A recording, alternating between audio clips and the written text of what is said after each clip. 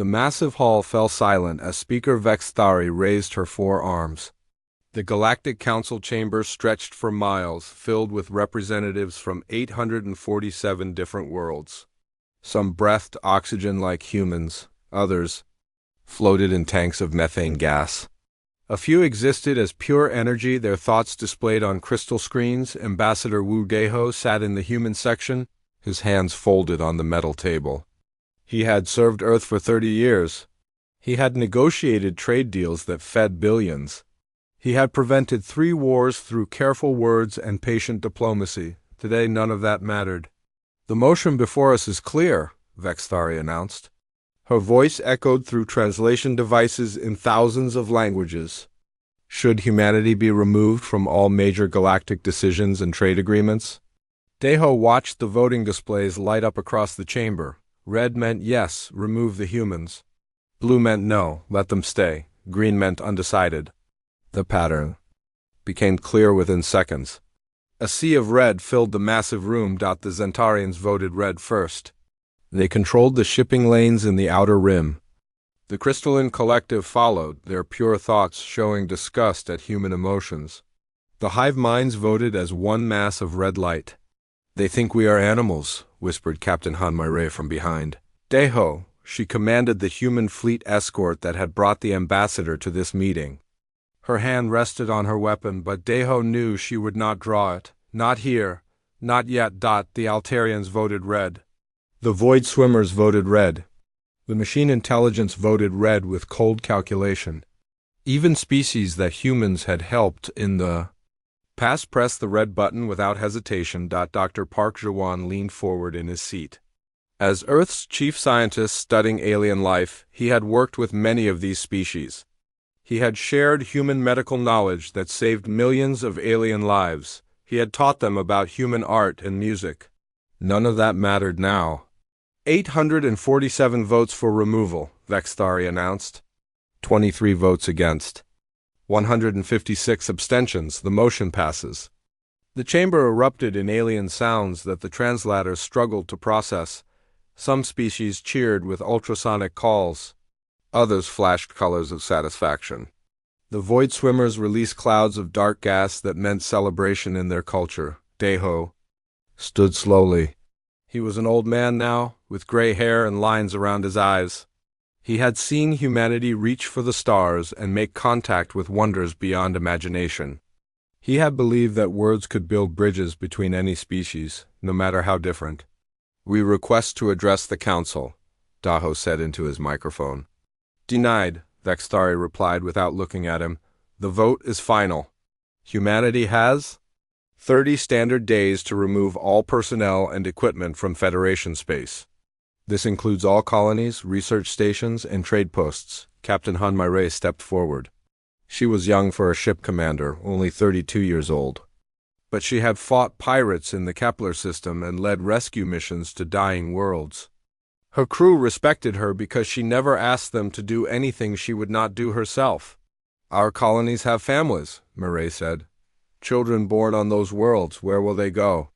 "Earth," Vexthari replied. "Or wherever humans choose. As long as it is outside our space." Dr. Park Jiwan activated his recording device. As a scientist, he believed in collecting data even in the darkest moments. He recorded the faces of every species that voted against humanity. He noted which ones looked ashamed and which ones looked proud. "Why?" Deho asked. His voice carried across the chamber through the translation system.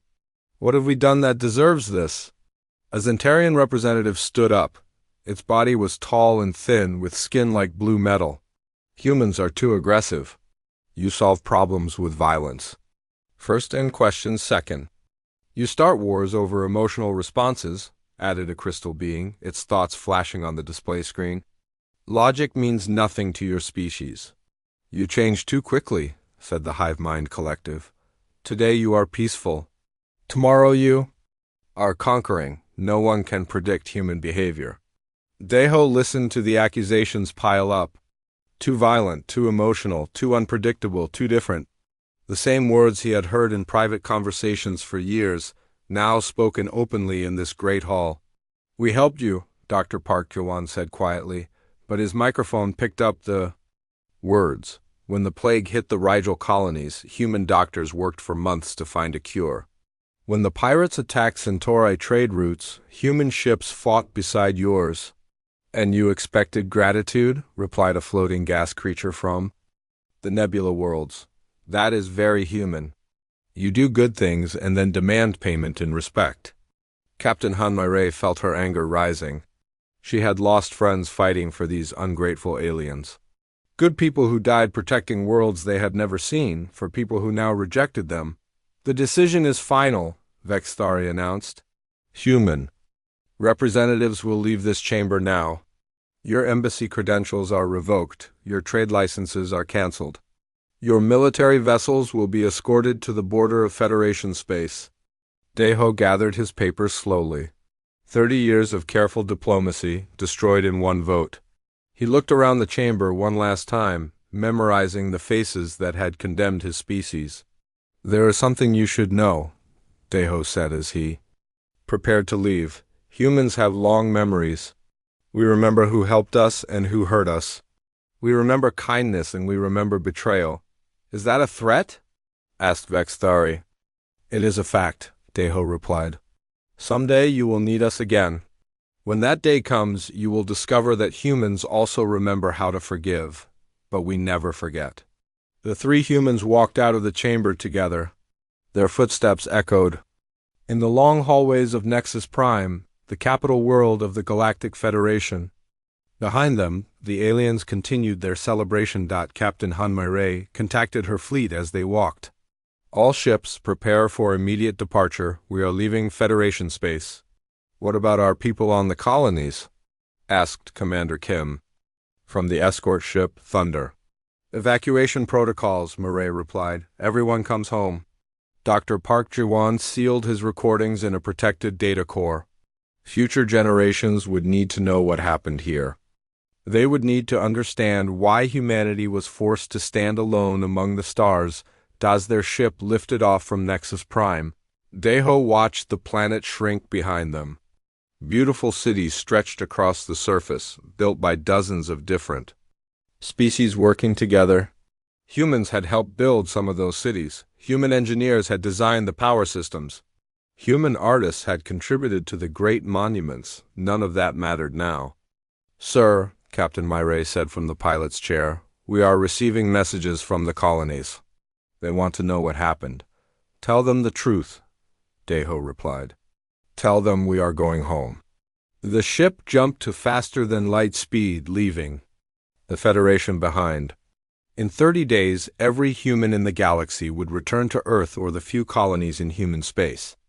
They would be alone again, as they had been before they reached the stars, but humans had been alone before. They had survived ice ages and plagues and wars. They had climbed out of caves and built cities and reached for distant suns. They would survive this too, and someday, Deho thought as he watched the stars blur past. Someday these aliens would learn what it meant to push humanity aside. They would learn what they had lost when they chose fear over friendship. The galaxy was a dangerous place. Someday the aliens would remember that humans were the ones who ran toward danger, not away from it.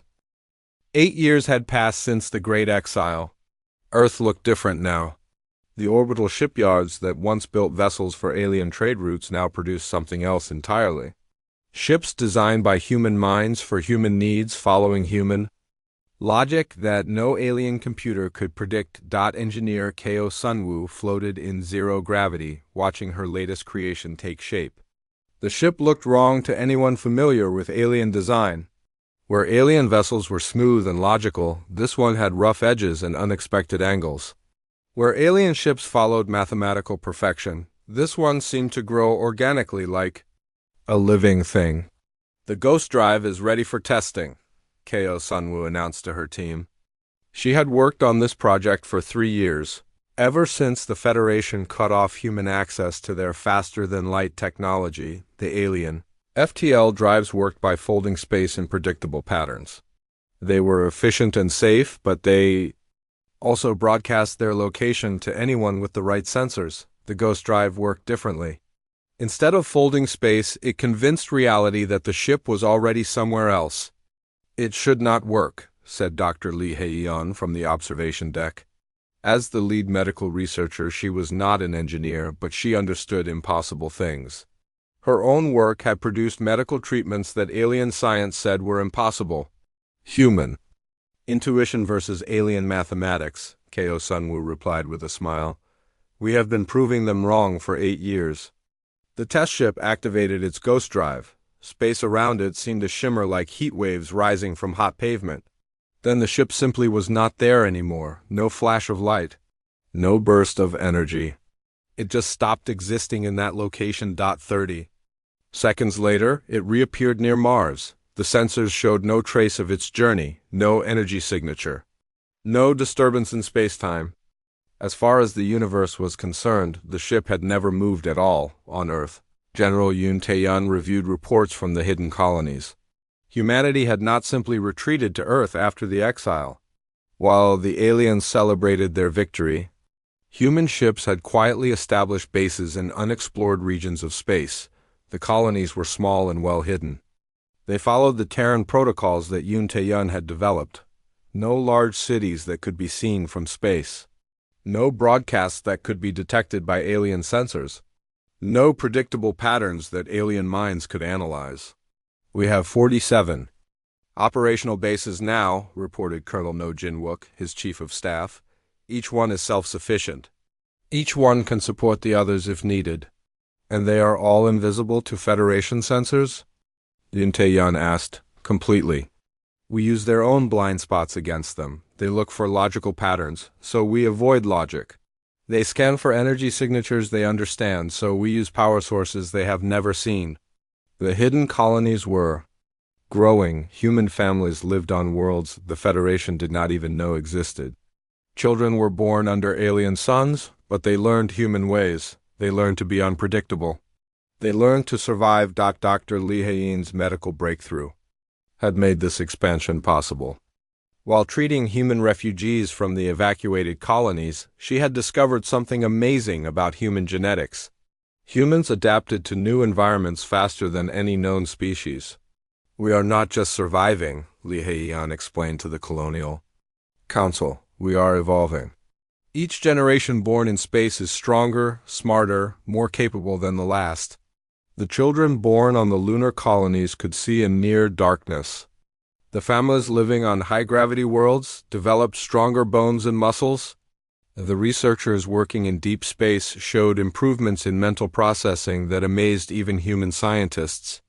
The aliens think they know us," Lee Hae-yeon continued. "They judge us based on baseline humans from Earth. They have no idea what we are becoming."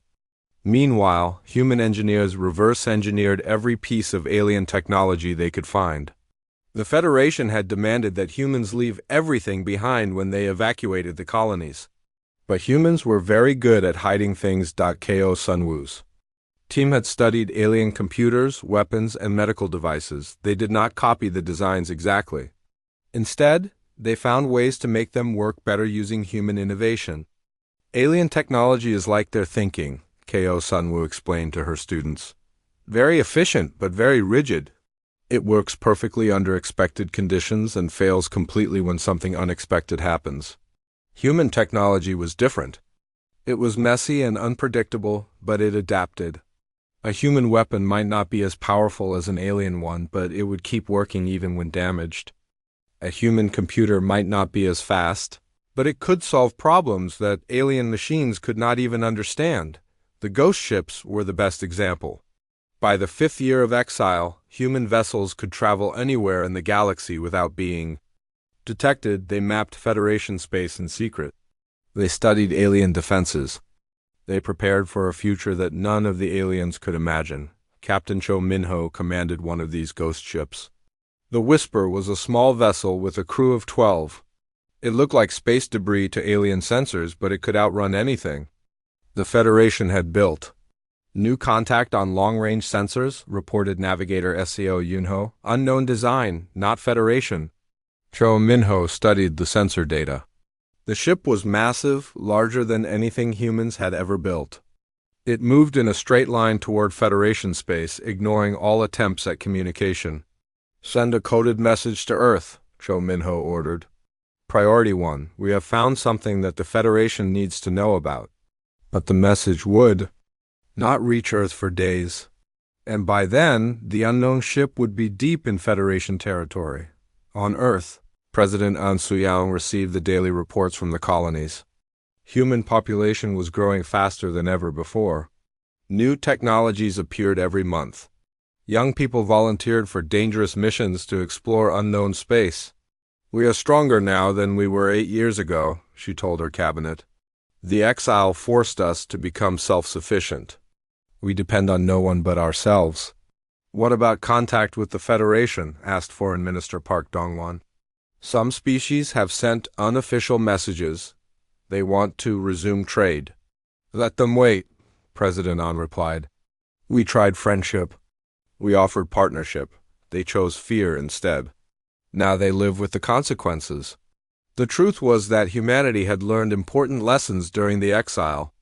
They had learned not to trust alien promises. They had learned not to depend on alien technology. Most importantly, they had learned that being alone in the universe was not the worst thing that could happen. Being betrayed by friends was worse. Dr. Park Ji-won, now the director of alien studies, published his final report on the species that had voted for human exile. He had spent 8 years analyzing their cultures, their histories, their weaknesses. "They are not evil," he concluded. "They are simply afraid of change. They prefer order to freedom, predictability to growth. That is why they rejected us." "And that is why they will fail," added General Yoon Tae-yun, unknown to any of them. The strange ship that Captain Cho Minho had detected was already attacking Federation outposts. It moved from system to system, consuming everything in its path. The aliens tried to contact it, tried to negotiate, tried to understand its purpose. The ship did not respond. It simply consumed. On the 5th day, the first Federation colony disappeared. Entirely, 20 million alien civilians, gone without a trace. The Federation military responded with their largest fleet, ready to defend their space against this unknown threat. The fleet arrived to find empty space where a solar system used to be. No debris, no energy readings, no clues about what had happened. The second colony disappeared on the 7th day. Then the third. Then the fourth, and somewhere in the dark, between the stars, Captain Cho Minho received new orders from Earth. Watch the Federation burn. Learn everything you can about this new threat. But do not interfere. Humanity would not make the same mistake twice. They would not rush to help people who had abandoned them. They would wait and watch and learn. The galaxy was about to discover. What happened when you pushed the most adaptable species in known space into the darkness? Humans did not break under pressure. They evolved. Admiral Nexvara of the Centaurian Defense Fleet stared at the empty space where Helix Station used to orbit. 3 days ago, it had been a thriving research facility with 50,000 researchers from a dozen species. Now there was nothing. Not even cosmic dust, sensor reports. Nexvara asked her tactical officer. No debris field, no energy residue. "No trace elements," came the reply. "It is as if the station and the entire asteroid field simply never existed," the Devourers had struck again. That was what the Federation scientists called them, these unknown attackers that consumed everything in their path. Ships, stations, planets, even stars. Nothing was left behind when they finished feeding. This was the 15th attack in 2 months. Each one was worse than the last. The Devourers were learning, adapting their tactics with each victory. They had started by attacking remote outposts. Now they were hitting major population centers. "Orders from Federation Command," reported Communications Officer Veltorn. "All available fleets are to converge on the Kepler system. The enemy is moving toward Kepler Prime." Nexvara felt her stomach tighten. Kepler Prime was home to 8 billion beings from dozens of species. It was one of the Federation's most important worlds, a center of trade and culture that had existed for thousands of years. "How long until the enemy reaches Kepler?" she asked. 18 hours, her navigator replied. And how long until our fleets arrive? 24 hours. We will be 6 hours too late. The whisper hung in the darkness between stars invisible to all sensors. Captain Cho Minho watched the Federation fleets race toward their doom with professional interest. His ship had been tracking the Devourers for weeks, learning their patterns and capabilities. The Federation ships are following standard battle formations, observed Lieutenant Park Soman, his tactical officer. They will position themselves between the enemy and the planet, then engage at maximum range. And they will lose, Cho Minho replied. The Devourers adapt to conventional tactics within minutes. Watch.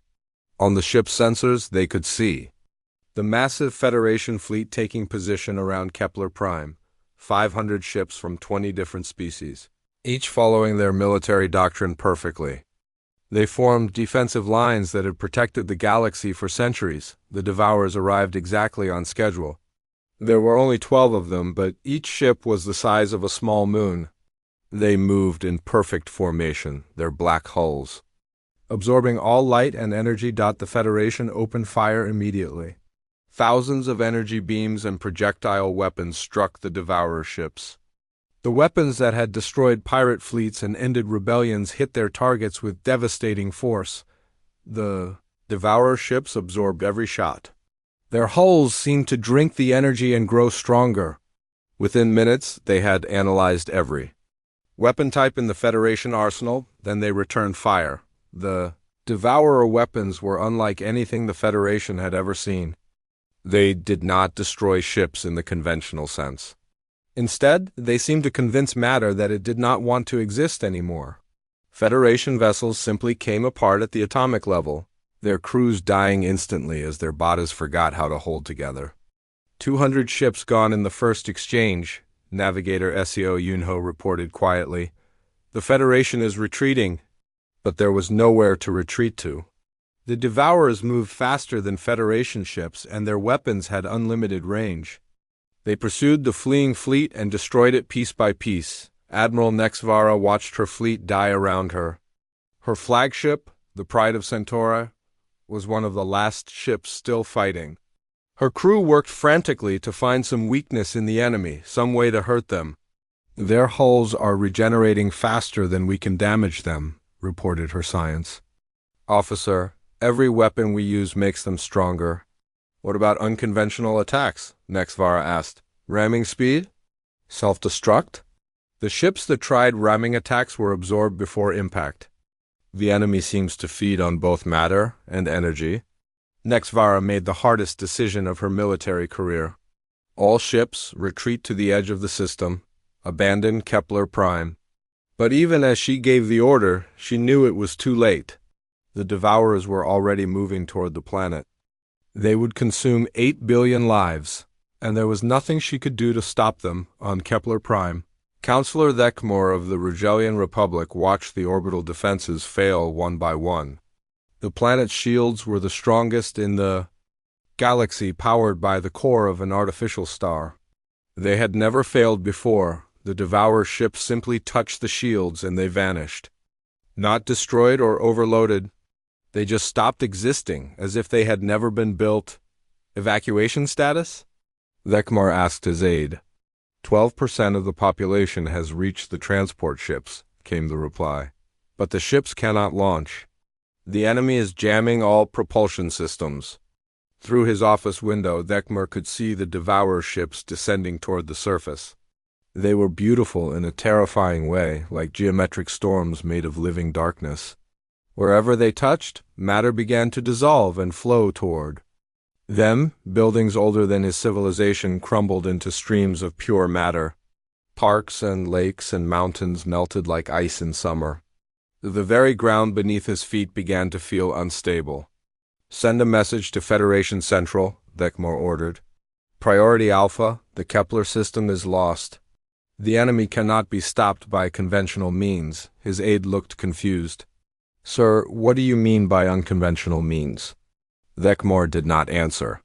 He was thinking about something he had heard in the underground networks that connected dissatisfied Federation members. Whispers about the species they had exiled 8 years ago. The aggressive, unpredictable humans who solved problems in ways that no one expected. Perhaps it was time to consider desperate measures. The Whisper continued to watch from the darkness as Kepler Prime died. Captain Cho Minho recorded everything, building a database of devourer capabilities and tactics. His orders were clear: observe but do not engage. Sir, Lieutenant Park Solman said quietly, there are still civilian transports on the surface. Families with children? Cho Minho felt his hands tighten on his command chair. He was a human, and humans had instincts that 8 years of exile had not erased. When they saw innocent people in danger, they wanted to help, but his orders were clear: humanity would not repeat their past mistakes. Maintain position, he ordered. Continue recording. Below them, Kepler Prime continued to dissolve. The Devourers worked methodically, consuming the planet layer by layer. They took the atmosphere first, then the water, then the rock and metal. Within 6 hours, there was nothing left but a small, dead core orbiting in empty space. 8 billion beings, gone without a trace. The surviving Federation ships limped away from the disaster zone. Admiral Nexvara transmitted her report to Federation Central, but she already knew what the response would be. More fleets would be assembled, more conventional tactics would be tried. More worlds would die. The Federation had spent centuries perfecting their military doctrine. They had rules for everything, procedures for every situation. They solved problems through committee meetings and careful planning. The Devourers did not follow Federation rules. Dr. Song Yunji worked in her laboratory on Earth, analyzing the data that Captain Cho Minho had transmitted. As humanity's leading expert on alien technology, she was tasked with understanding this new threat. They are not natural, she announced to the research team. Nothing in the galaxy evolves this way. They are artificial constructs, designed by someone with technology far beyond anything we have seen. Who could build something like this? Asked her assistant, Dr. Kim Min-jae. Someone who understands matter and energy at a level we cannot comprehend, Song Yunji replied. Someone who can rewrite the basic laws of physics. And why would they create something that consumes everything? Song Yunji studied the molecular scans from the Kepler Prime attack. The Devourers had not just destroyed the planet. They had converted every atom into pure energy and fed that energy into some unknown system. I think they are mining equipment, she said finally. Designed to harvest entire galaxies and convert them into raw materials for some vast construction project. The implications were terrifying. If she was right, the Devourers would not stop until they had consumed every star, every planet, every living thing in the galaxy. The Federation had perhaps a year before their entire civilization was reduced to cosmic fuel, and somewhere in the depths of space, more Devourer fleets were already moving toward their next targets. The galaxy would learn soon enough what it meant to face an enemy that did not negotiate, did not show mercy, and could not be reasoned with. They would learn why some problems required solutions that no committee would ever approve. The meeting took place on a forgotten asteroid in the neutral zone, far from any Federation sensors. Ambassador Kim Ji-won waited in the shadows of the abandoned mining station, her breath forming small clouds in the cold air. She had been Earth's unofficial diplomat for 2 years now, handling the secret contacts that both sides pretended did not exist. The airlock cycled open, and Counselor Thekmer stepped through. The Rugelian looked older than when she had last seen him, his scaled skin dulled by stress and sleepless nights. Behind him came Admiral Zekstali of the Andromedan Republic and Commander Hive Node 7 of the Collective. Thank you for coming, Kim Ji-won said simply. We should not be here, Admiral Zekstali replied. If the Federation discovers these meetings... The Federation is dying, Thekmer interrupted. 17 worlds consumed in 3 months. Our fleets are scattered, our people are fleeing to the outer rim. He looked directly at Kim Ji-won. We need your help.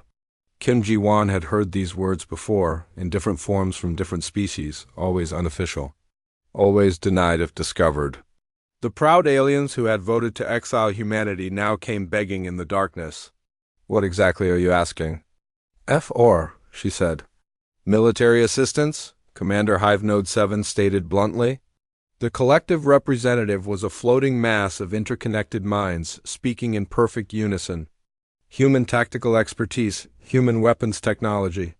And in return, limited trade agreements, Vekmore offered. Access to some restricted technologies, not full membership, but cooperation, Kim Ji-won smiled without warmth.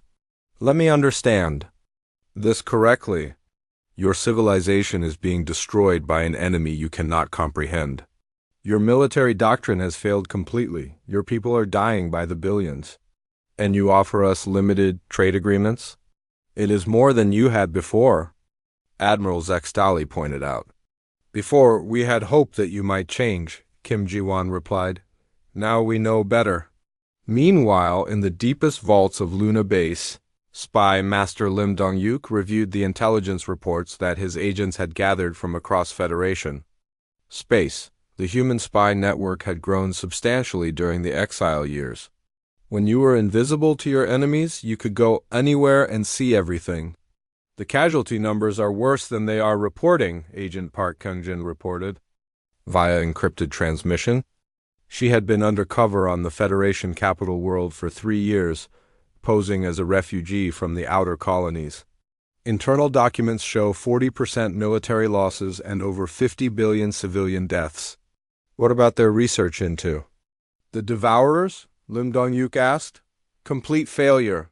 They are trying to fight them using traditional analysis methods. Committee reviews, peer evaluations, mathematical models. The Devourers adapt faster than the Federation can think. Lim Dong-yuk shared this information with Dr. Song Yoon-ji, who had been studying the Devourer technology for months. Her laboratory on Earth had become the center of humanity's research into the alien threat. I have made a breakthrough, Song Yoon-ji announced to the research team. The Devourers are not just artificial constructs. They are tools created by another intelligence. Something vast and ancient that sees entire galaxies as raw materials. Evidence? Asked Dr. Kim Min-jae. Song Yoon-ji displayed her analysis on the holographic projector. The attack patterns are too precise. The technology is too focused. These are not weapons of war. They are harvesting equipment designed to strip mine entire star systems and process the materials into standardized units. For what purpose? Construction? Something enormous? The energy signatures suggest they are building structures that span multiple galaxies. The Devourers are just the first stage of a process that will consume everything we know. The implications were staggering. If Song Yoon-ji was correct, the galaxy faced not just extinction but complete consumption. Every atom of every world would be fed into some incomprehensible construction project. How long do we have? Dr. Kim Min-jae asked. Based on their current rate of expansion, they will reach Earth in 18 months, Song Yoon-ji replied. The entire galaxy will be processed within 5 years. On the hidden human colony of New Seoul, General Yoon Tae-yeon reviewed the tactical situation with his staff. The secret bases had grown into a substantial military force during the exile years. Ships designed for unconventional warfare. Weapons that followed human logic instead of alien mathematics. Soldiers trained in tactics that no Federation military academy would ever teach. We could stop them, Colonel No Jin-wook stated. Not easily, but we have technologies the Devourers have never encountered.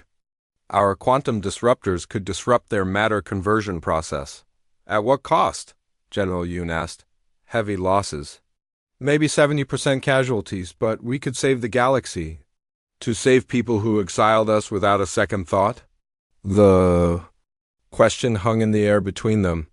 Yoon Tae-yeon had spent his entire life protecting Earth and her colonies. He had lost friends and family members defending alien worlds during the early years of human expansion. When the Federation voted for exile, those sacrifices had been forgotten in a single day. Sir, Colonel No said quietly, there are children on those worlds. Innocent people who had nothing to do with the exile vote. There are human children on our worlds too, Yoon replied. Children who will die if we throw away our military strength defending aliens who hate us. The debate continued. In secret meetings across human space, President An Suyang faced the hardest decision in human history. They had the power to save the galaxy, but did they have the obligation? On the bridge of the Whisper, Captain Cho Minho received new orders from Earth Command. Continue surveillance. Gather intelligence, prepare for possible engagement, but do not act without direct authorization. Sir, Navigator SEO Yunho reported, Federation emergency broadcasts are becoming more frequent. They are losing ground on all fronts? Any official requests for assistance? None. They are still pretending they can handle this alone. Cho Minho understood the alien's pride. He had felt the same way during humanity's early wars, when Earth forces refused alien assistance even when facing overwhelming odds. The difference was that humans learned from their mistakes. The Federation was about to learn that pride was a luxury they could no longer afford. In her apartment on Nexus Prime, Dr. Veltarna worked frantically on her research. As the Federation's leading expert on matter physics, she had been tasked with finding a way to stop the Devourers. Every calculation led to the same conclusion. It is impossible, she told her research partner. Their technology violates every known law of physics.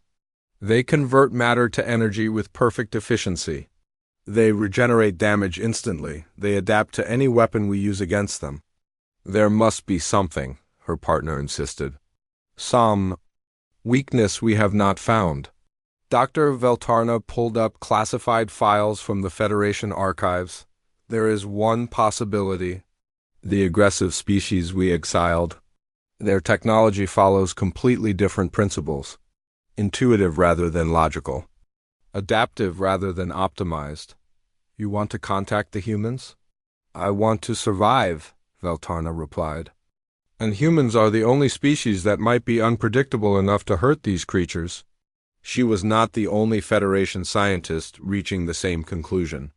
Across the galaxy, researchers were quietly reviewing human technical papers and tactical analyses. The species they had dismissed as primitive and chaotic might be their only hope, but official contact was impossible. The Federation Council would never admit that they needed help from the exiled humans. Too much pride was at stake.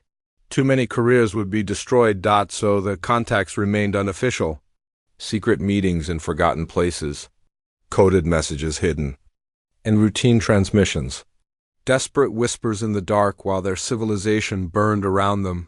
And on Earth, humanity watched and waited and prepared for the moment when the galaxy would finally admit what they had known all along. Some problems could not be solved by committees and careful planning. Some enemies could only be defeated by the very chaos and unpredictability that made humans so dangerous. The Federation had 8 years to remember why they had feared humanity in the first place. Soon, they would have the chance to learn why that fear had been justified. The emergency assembly hall buzzed with panicked voices in 1,000 languages. Representatives from across the galaxy had gathered on Nexus Prime for what many believed would be the Federation's final session. Outside the massive windows, evacuation. Ships could be seen leaving the planet in endless streams. Speaker Vextari called for order, but her forearms trembled as she raised them. The proud Altarian who had overseen humanity's exile now faced the collapse of everything she had spent her life building. The motion before us is simple, she announced, her voice amplified across the chamber.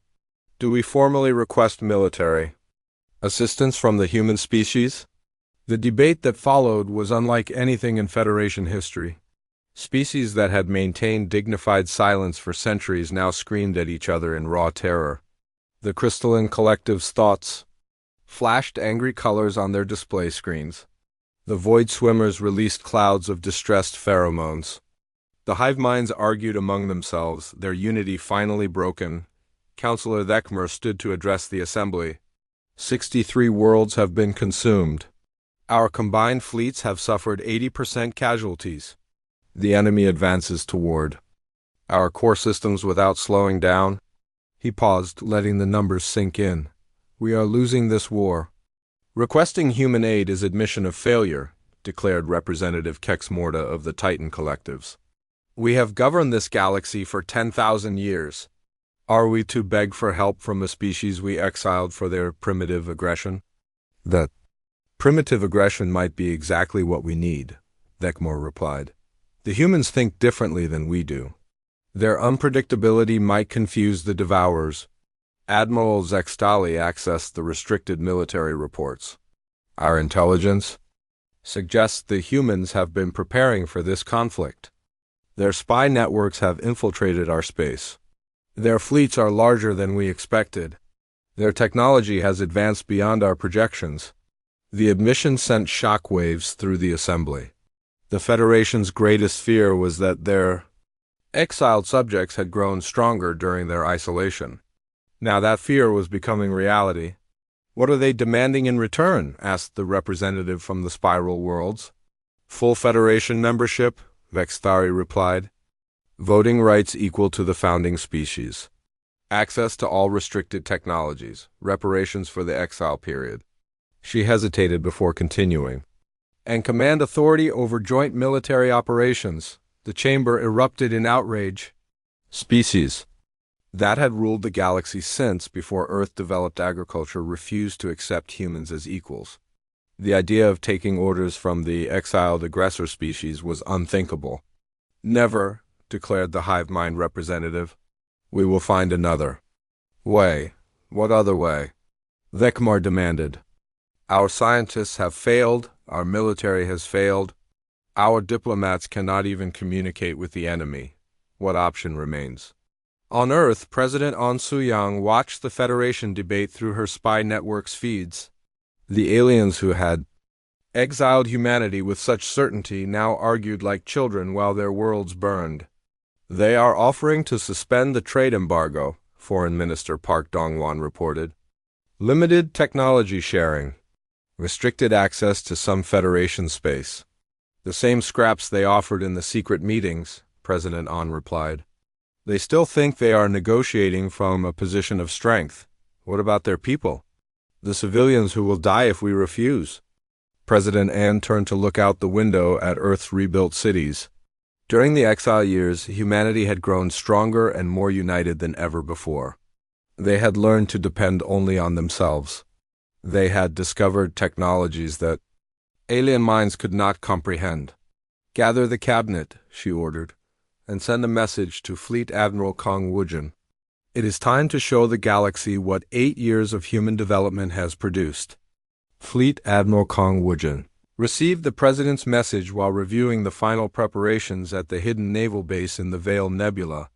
Around him, the most advanced human fleet ever assembled prepared for a possible deployment. The ships looked nothing like Federation vessels. Where alien designs followed mathematical perfection, human ships seemed to grow organically. They bristled with weapons that followed no known physics. Their hulls were made from materials that Federation science claimed were impossible. Status. Report, Kong Wujin ordered. 200 capital ships ready for deployment, reported Captain Hong Jisu, his fleet coordinator. 800 escort vessels. 40 stealth carriers loaded with ghost fighters. And the special weapons?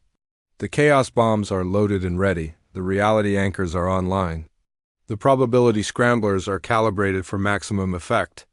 These were weapons born from 8 years of human innovation.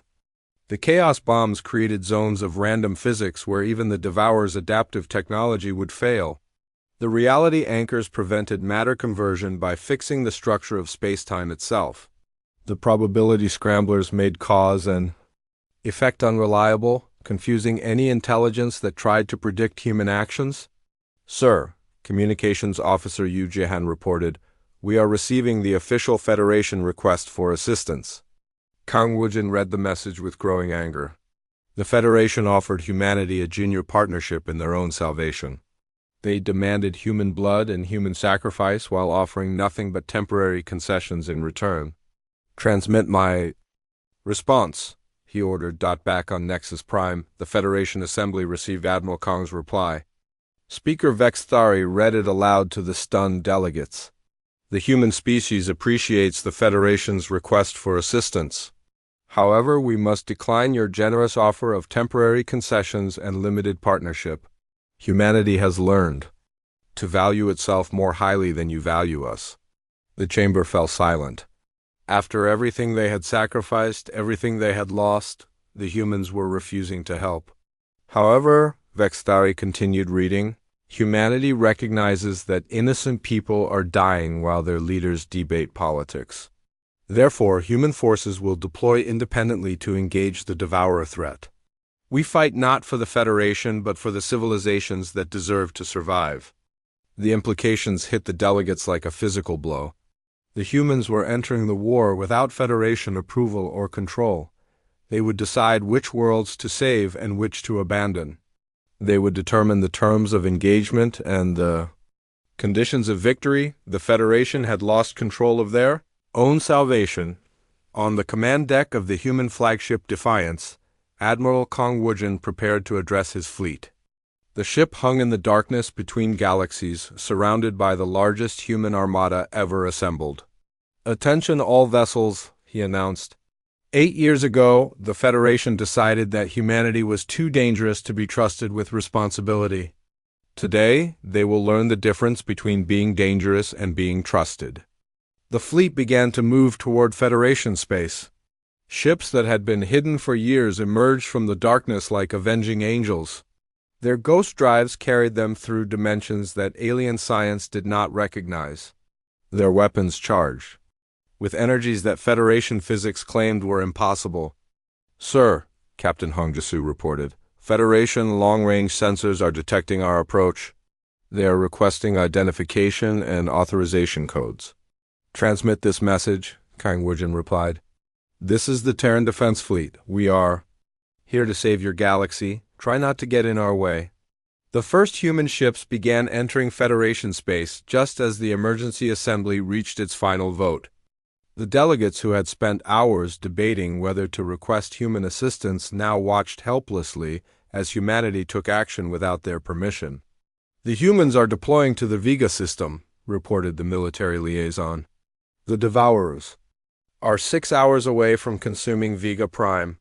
Without our authorization?" Vextari demanded. "They say they do not need our authorization to save lives," came the reply. For the first time in Federation history, an external fleet was operating in their space without their control.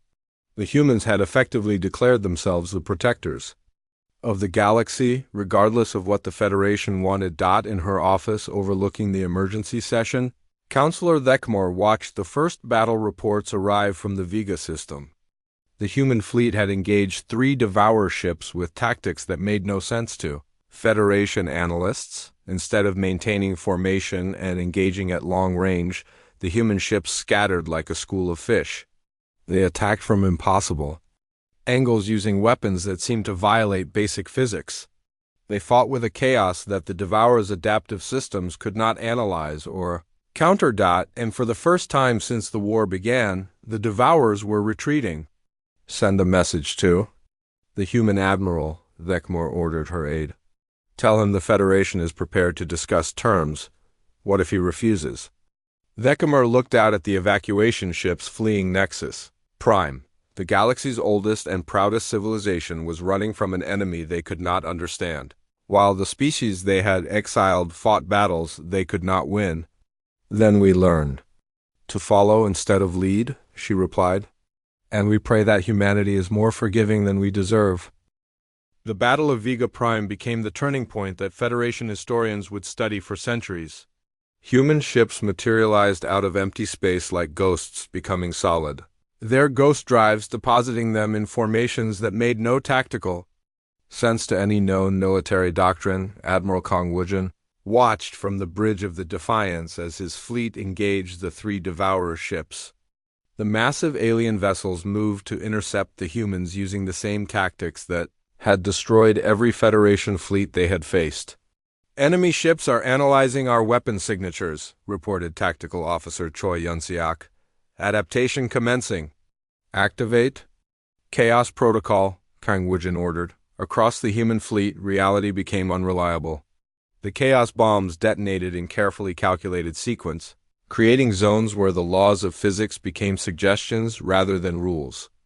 In these areas, The Devourer's perfect adaptation systems encountered something they had never faced before. Pure randomness. The human ship Rising Storm fired a missile that turned into a flock of metallic birds mid-flight.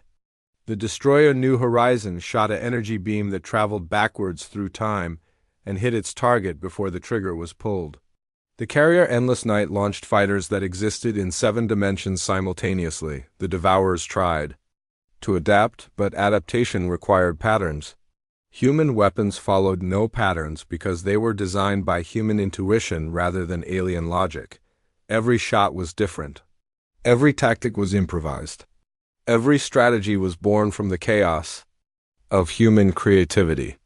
Devourer-led ship is showing damage, reported Science Officer Dr. Kwon Min-soo. Their hull is destabilizing in the chaos zones. For the first time since the war began, Devourer ships were taking damage they could not instantly repair. The perfect matter conversion that made them invulnerable failed when matter itself forgot how to behave consistently. Captain Shin Yaman commanded the stealth frigate Shadow Dancer, one of humanity's most advanced vessels. His ship existed in a state of quantum uncertainty, making it impossible for the Devourers to target accurately. "Sir," reported his navigator, "the enemy is attempting to retreat." "Not today," Shin Yaman replied. "All ships pursue and engage. Do not let them report our capabilities to their masters." The human fleet scattered again, this time pursuing the fleeing Devourers with the relentless persistence that had made humanity the most feared predator on Earth. The chase lasted 18 hours and covered 3 star systems. When it ended, all 3 Devourer ships had been destroyed. Not absorbed or consumed, but actually destroyed. Pieces of their hulls drifted in space, no longer able to regenerate or adapt. The news spread through Federation space like wildfire. The invincible Devourers could be beaten. The humans had proven it. On Vega Prime, 40 million alien civilians watched human Marines land in their cities. Colonel Bae Kyung-ho led the 47th Human Assault Battalion through the partially consumed urban areas, clearing out Devourer scouts that had been left behind. "Movement in Sector 7, reported Sergeant Won Jian. "Multiple contacts moving fast." The Devourer scouts were smaller versions of the main ships, designed to harvest individual buildings and process civilians into raw materials. They moved like liquid metal, flowing through streets and absorbing everything they touched. "Deploy reality anchors," Colonel Bae ordered. The human Marines activated devices that looked like metal flowers blooming in reverse. Space around them became solid and unchanging, forcing the Devourer scouts to maintain consistent physical form. "Now they can be hurt," Bae announced. "All squads, weapons free." The battle in Vega Prime streets was unlike anything the galaxy had ever seen. Human soldiers fought with weapons that seemed to break the rules of warfare. Private Kim Taiwan carried a rifle that fired crystallized time, aging his targets to dust instantly. Corporal Moon Arium threw grenades that exploded into miniature black holes, consuming everything within a fixed radius. The alien civilians who witnessed the battle would later describe it as watching gods fight demons. The humans moved with perfect coordination despite having no apparent battle plan. They adapted to every situation instantly, as if they had been born for this kind of chaos. "Sir," Sergeant Won Jian reported, "we have civilian refugees requesting evacuation." Colonel Bae looked at the group of Altarian families huddled in a damaged building. These were the same species that had voted to exile humanity without a second thought. Their children looked at him with the universal expression of fear that transcended species. "Load them on the transport," he ordered. "All civilians get evacuated, regardless of species." "Even after what they did to us?" Sergeant Wan asked. "We are not them," Bae replied. "We fight to protect, not to punish." The evacuation of Vega Prime took 6 days. Human ships worked around the clock to move 40 million aliens to safety, while human engineers repaired the damaged infrastructure. When it was finished, the planet was more advanced than it had been before the attack. Across the galaxy, other human fleets were achieving similar victories. Captain Hung Minju's task force saved the Rigel colonies using stealth tactics that allowed her ships to attack from inside the Devourer formations. Commander Park Se-hun's experimental squadron destroyed a devour harvesting operation by convincing space itself that the enemy ships were allergic to existing, but the most impressive victory came at the Battle of New Geneva, where human forces encountered their largest devourer fleet yet. Tactician Ru Xiaoliun had spent months developing what she called the Chaos Protocol. Instead of fighting the devourers with conventional tactics, human forces would embrace complete randomness and unpredictability. All ships, ignore your training, she transmitted to the fleet. Fight like humans, not like soldiers. Be creative. Be chaotic, be impossible to predict. The result was a battle that Federation military analysts would declare impossible to analyze. Human ships attacked in patterns that followed no known strategy. They used weapons that operated on principles that Federation science claimed were impossible. They won through pure audacity and the refusal to accept that any enemy was truly invincible. The Devourer fleet of 27 ships was completely destroyed. Not one human vessel was lost. Dr. Song Yunji received the battle data at her laboratory on Earth and immediately began analyzing how human weapons affected Devourer technology. Her discoveries would change everything humanity thought they knew about their enemy. The Devourers are not just artificial constructs, she announced to the research team. They are processing units for something larger. Every time they consume matter, they transmit the processed energy to somewhere else. Where? Asked Dr. Kim Min-jae. Outside the galaxy? The energy signatures point toward the void between galaxies, where something enormous is under construction. The implications were staggering. The Devourers were not trying to conquer the galaxy. They were mining it, processing every star and planet into raw materials for some incomprehensible construction project. We have been fighting the harvesters, Song Yunji continued. The real enemy is whatever sent them. Meanwhile, Fleet Admiral Kang Wujin received reports from all fronts. Human forces were winning every engagement, but new Devourer fleets kept arriving from deep space. For every ship they destroyed, 2 more appeared. We are winning the battles but losing the war, he told his staff. They have unlimited reinforcements, we do not. What do you recommend? Asked Captain Hong Jasu. Kang Wujin studied the tactical displays showing Devourer movements across the galaxy. They were not random attacks. The enemy was methodically harvesting specific systems in a pattern that pointed toward something in the galactic core. We need to find their source, he decided. We cannot keep fighting an endless enemy. We need to strike at whatever is sending them. The decision would require humanity to venture into unknown space beyond the galaxy's edge, where no Federation ship had ever traveled. It would mean leaving the worlds they were protecting to face the ultimate source of the Devourer threat. It was exactly the kind of impossible mission that humans were designed for. In the Federation Council chambers, Councillor Thekmar watched the battle reports with growing amazement and terror. The humans were saving their galaxy, but they were doing it in ways that challenged everything the Federation believed about warfare and physics. They fight like no species we have ever encountered, she told her aide.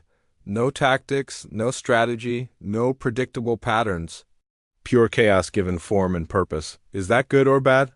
Thekmar watched another report arrive of human forces liberating a Devourer-occupied world through methods that should have been impossible. The humans had convinced an entire star system that the enemy ships were made of a substance that naturally exploded when exposed to starlight. It is terrifying, she replied, and it may be our only hope. The galaxy was learning what humanity could accomplish when they stopped trying to fit into alien expectations and started fighting like humans. The edge of the galaxy was a place where stars died and light itself grew tired. Admiral Park Jin-ho stood on the bridge of the massive human battleship Prometheus, watching the void between galaxies stretch endlessly before them. Behind him, the largest human fleet ever assembled prepared for a journey that might have no return. Final sensor sweep of the target area. He ordered. Science officer Dr. Nam Sang-wook manipulated the long-range scanners with practiced efficiency. What they found in the darkness between galaxies defied comprehension. A structure so vast that entire solar systems would fit inside its smallest components. It pulsed with the energy of 1 billion consumed worlds. "Sir," Dr. Nam reported, "the construction is approximately 1/10 the size of our entire galaxy. It appears to be some form of processing facility, converting raw matter into something else. The Devourer mothership?" suggested Captain Li Suyin. "More than that," Dr. Nam replied. "Based on the energy patterns, this is a manufacturing center. It is building something that requires the processed matter of entire galaxies." Admiral Park Jin-ho studied the readings with growing unease. Humanity had spent months fighting the Devourer fleets, believing they were facing an invasion. Now it appeared they had been fighting mining equipment. "Admiral," Communications Officer Yoon Jinwoo reported, "we are receiving a transmission from Earth. President An Suyang wants to speak with you directly." The holographic image of Earth's president appeared on the bridge. Behind her, the emergency command center buzzed with activity as humanity coordinated its most desperate gamble. "Admiral," President An said without preamble, "our deep space monitors show Devourer reinforcements heading toward the galaxy. Thousands of ships, they will arrive in 72 hours. Understood, Madam President. We are proceeding with the mission." "Good, but there is something else. Dr. Song Yoonji has completed her analysis of the captured Devourer technology. The enemy is not just harvesting our galaxy. They are preparing to move to the next one." The implications were clear. Even if humanity won this battle, even if they saved their own galaxy, the Devourers would simply continue their harvest elsewhere. Millions of other galaxies would suffer the same fate. "What are your orders?" Admiral Park asked. "Stop them," President An replied. "Whatever it takes." The transmission ended, leaving Admiral Park alone with the weight of an impossible mission. Around him, the combined human fleet prepared for an assault against odds that no sane military mind would accept. 2,000 human ships against a facility that had consumed galaxies. It should have been hopeless, but humans had never let impossible odds stop them before. Commander Oh Ye-jin made final preparations on her experimental ship Phoenix. Unlike the other vessels in the fleet, Phoenix was not designed to survive the coming battle.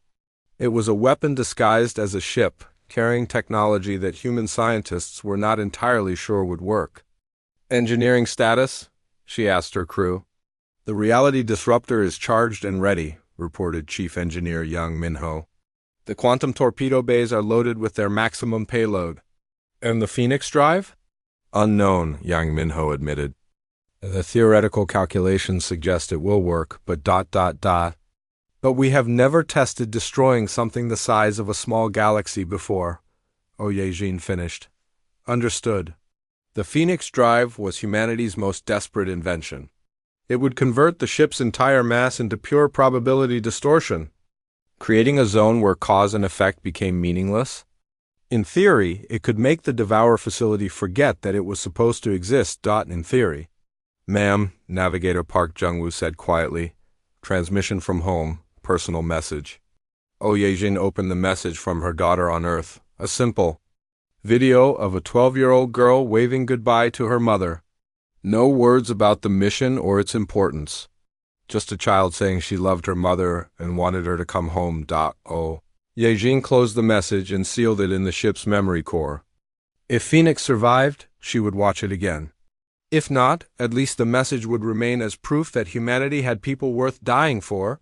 The fleet moved deeper into the void, approaching the Devourer facility with stealth systems pushed beyond their design limits. The structure grew larger on their screens until it filled their entire view of space. "Sir," reported sensor operator Ko Hyunwoo, "we are detecting movement. Massive formations leaving the facility. They know we are here." "Admiral." Park studied the tactical display. Devourer ships were emerging from the facility like angry insects from a disturbed hive. 10,000 ships, 20,000, 50,000. More than humanity had ever faced in a single battle. "All ships," he announced, "remember why we are here. Not for the Federation that exiled us. Not for the aliens who refused to trust us. We fight for the future."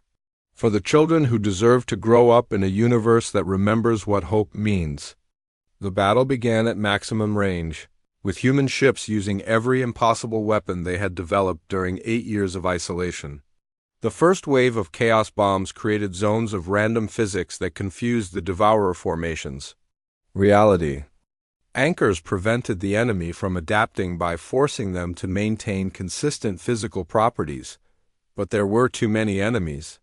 For every Devourer ship destroyed, 10 more took its place. Captain Bay Minciac commanded the destroyer Defiant, while leading a squadron of fast attack ships against the enemy flanks.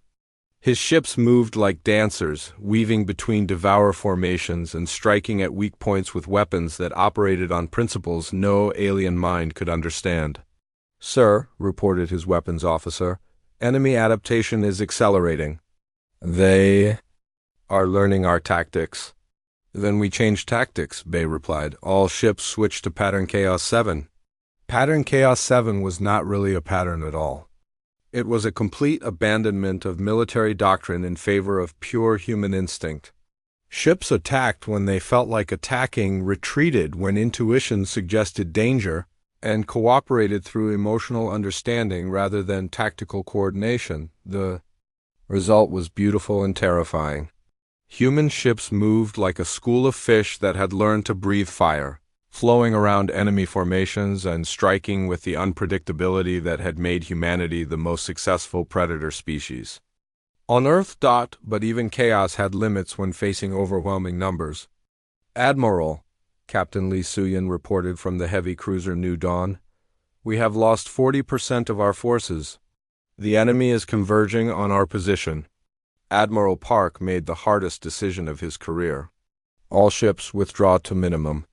Safe distance. Phoenix, you are clear for final approach."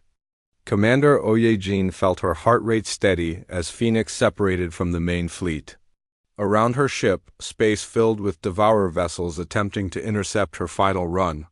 Her escorts fought desperately to clear a path, paying with their lives for every kilometer Phoenix advanced.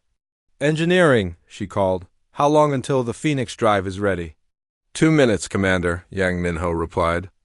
"But we need to be within the facility's outer perimeter for maximum effect. Then we go closer." Phoenix accelerated toward the massive structure, dodging between Devourer ships that tried to stop her. The facility's defense systems opened fire. With weapons that could vaporize moons, but human reflexes and impossible luck kept the ship moving forward. 1 minute to activation, reported Yang Minho. Oyejin opened a fleet-wide communication channel. "This is Phoenix. To any human ship receiving this transmission, remember that we chose this. We chose to fight for something bigger than ourselves. We chose to prove that some things are worth any sacrifice." She paused, thinking of her daughter's message. "Tell them we were here. Tell them we fought. Tell them humanity kept its promise to protect the innocent, even when the innocent did not deserve protection." "Phoenix Drive activated," Yang Minho announced. The ship began to dissolve as its matter converted to pure probability distortion. Oyejin felt herself becoming part of something larger than human understanding, a force that could rewrite the fundamental laws that govern reality. The Devourer facility shuddered as the Phoenix Drive reached full power for the first time. Since its construction began, the massive structure encountered something it could not process or understand. A zone of pure impossibility where effect preceded cause and mathematics became poetry.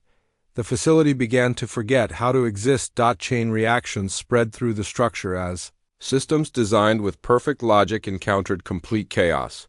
Processing centers shut down as they tried to analyze matter that existed in 7 dimensions simultaneously. Power conduits overloaded when electricity decided to flow backwards through time. "The facility is collapsing," Dr. Nam Sangwook reported from the Prometheus. "Massive structural failures cascading through all sections." Admiral Park watched the readings with professional satisfaction and personal grief. Oyejin had succeeded, but Phoenix was gone.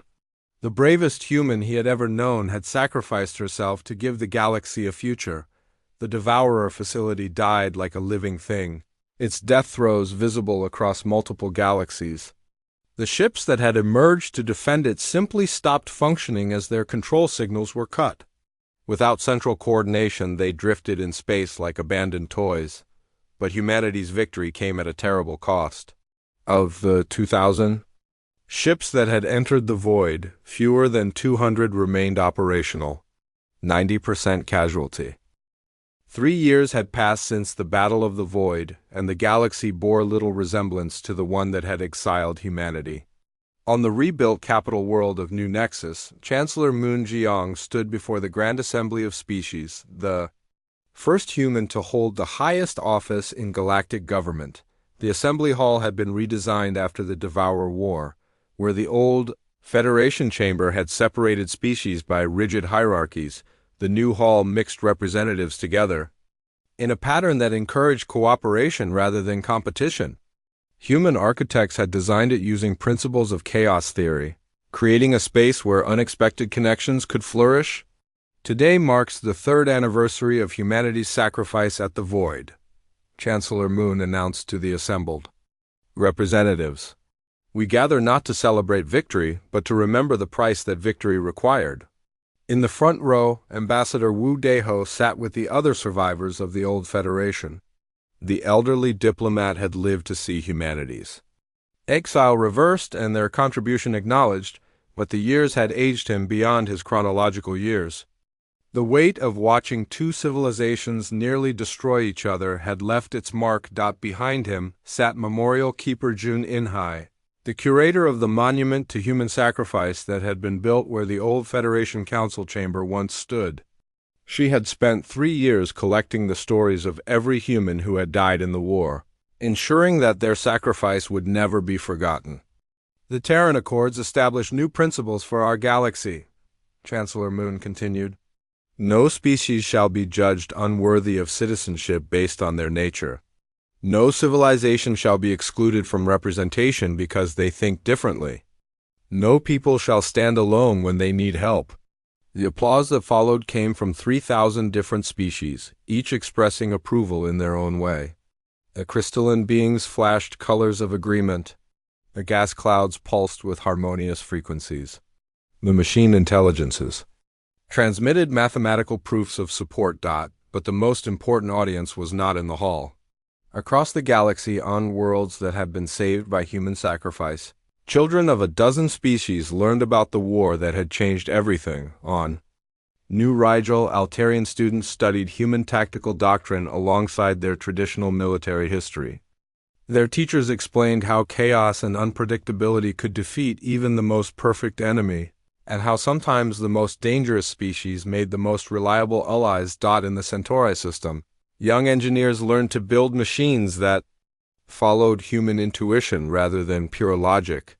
They created technologies that could adapt to any situation, drawing inspiration from the ghost ships that had once haunted the edges of Federation space on Earth. Captain Go Seung-wan prepared his exploration fleet for humanity's next great adventure. The former Devourer galaxy stretched empty and waiting beyond the galactic rim, a vast expanse of space that needed to be reclaimed and rebuilt. "Sir," reported Navigator Kim Sujin, long-range sensors show promising candidates in the outer spiral. 12 systems with habitable worlds, no hostile life signs. "Any signs of Devourer technology?" Go Seung-wan asked. "None detected. The systems appear to have been stripped clean and then abandoned when the facility was destroyed." The exploration of former Devourer space had become humanity's primary mission in the post-war galaxy, while other species focused on rebuilding what they had lost. Humans pushed outward into the void, establishing new colonies and research stations in areas that no living being had seen for millions of years. It was dangerous work. Some systems contained Devourer remnants that still posed threats to unwary explorers. Others held mysteries that human science could not yet explain. But humans had never let danger stop them from reaching toward the unknown. "Prepare the colony ships," Go Seung-wan ordered. "We have new worlds to build." Back in the galactic core, the integration of human technology and thinking into the broader civilization continued to produce unexpected results. Dr. Park Ji-won, Now, the director of interspecies research published regular reports on how human influence was changing alien societies. The hive minds have begun experimenting with individual thought, he wrote in his latest paper. The crystalline collective is learning to appreciate emotional responses. Even the machine intelligences are incorporating intuitive algorithms into their decision-making processes. Is this good or bad? Asked his research partner, Dr. Seo Mina. It is evolution, Park Ji-won replied. The galaxy is learning that diversity of thought leads to strength. Homogeneous civilizations may be efficient, but they are also fragile. When they encounter something outside their experience, they break. Like the Federation did when they met the Devourers? Exactly. But now, with human influence spreading through the galaxy, every species is becoming more adaptable, more resilient, more capable of handling the unexpected. The evidence was everywhere. Trade routes that once followed rigid patterns now adapted to changing conditions with human-inspired flexibility. Military doctrines incorporated chaos theory alongside traditional strategy. Even art and culture had changed, with alien artists learning to express emotion and uncertainty in ways their ancestors would have found incomprehensible. On Luna Base, Dr. Song Yoonji continued her analysis of devourer technology, working to understand the civilization that had created such terrible harvesting machines. Her discoveries painted a picture of a species that had achieved perfect efficiency at the cost of all creativity and growth. They were not evil, she explained to the research team. They were stagnant, so focused on optimization that they lost the ability to change or adapt. When their home galaxy could no longer support them, they decided to consume other galaxies, rather than learn to live differently. Could that happen to us? Asked Dr. Kim Min-jae. Not as long as humans are involved, Song Yoonji replied with confidence. Humans are allergic to stagnation. We cannot help but change and grow and reach for something new. That restlessness may be annoying to our alien neighbors, but it also ensures we will never become like the Devourers. The memorial services held across the galaxy on the anniversary of the war drew billions of participants. On Earth, families gathered around monuments listing the names of the 90,000 humans who had died fighting for a civilization that had rejected them.